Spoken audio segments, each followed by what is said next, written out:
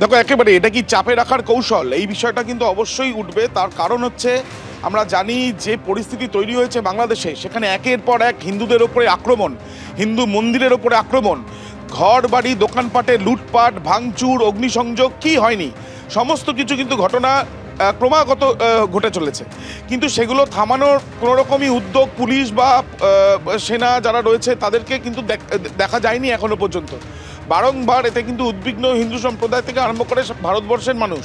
কিন্তু যেটা জানা যাচ্ছে যে শেখ হাসিনার তার বাংলাদেশ ছাড়ার পরে এই প্রথম ভারতবর্ষের সঙ্গে বাংলাদেশের কূটনৈতিক পর্যায়ে এক প্রথম বৈঠক বলা যায়। তার কারণ ভারতের বিদেশ সচিবের সঙ্গে বাংলাদেশের বিদেশ সচিবের আগামীকাল এই যে মিটিং, সেই মিটিং অত্যন্ত গুরুত্বপূর্ণ। এই ধরনের ঘটনা যেগুলো ঘটে চলেছে ক্রমাগত, সেটা কি থামানো যাবে এই মিটিংয়ের পর, বা কোনো রকম একটা সুরাহা হবে?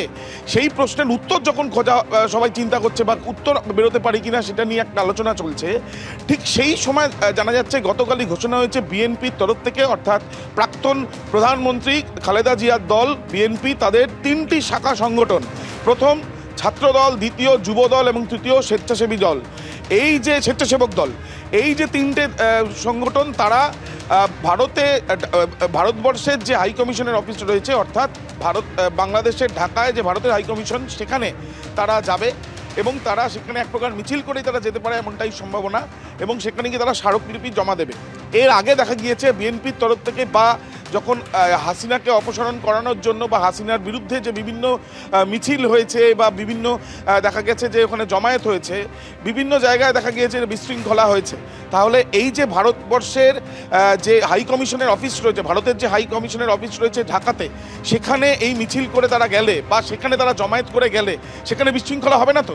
এবং কোনো রকমভাবে এই বৈঠক যেটা আগামীকাল হওয়ার কথা আছে, সেই বৈঠকের আগে এই ধরনের কর্মসূচির ঘোষণাই বা কেন?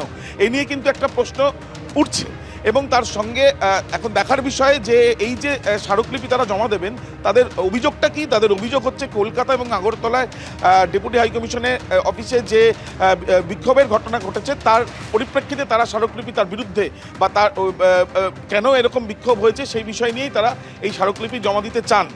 যদিও আমরা দেখছি যে ভারতবর্ষের সঙ্গে সম্পর্কের উন্নতি, বা ভারতবর্ষের সঙ্গে সম্পর্ক রাখার কথা, বা স্বাভাবিকভাবে যাতে থাকুক, এই বিষয়টাও অনেকেই বলছেন বাংলাদেশের যারা এখন নেতৃত্বে রয়েছেন। কিন্তু সেই জায়গা থেকে দাঁড়িয়ে এই বৈঠককে সুষ্ঠুভাবে যাতে বৈঠকটা হয়, সেটা কথা না চিন্তা করে দেখা যাচ্ছে বিএনপির তরফ থেকে এই যে 3টে দল, তাদের যে শাখা সংগঠন, তারা যে যাবে, সেটা অত্যন্ত তাৎপর্যপূর্ণ। এবং আদৌ স্বাভাবিকভাবে বৈঠক হবে কিনা বা করা যাবে কিনা এই আবহে, সেটাও কিন্তু দেখার।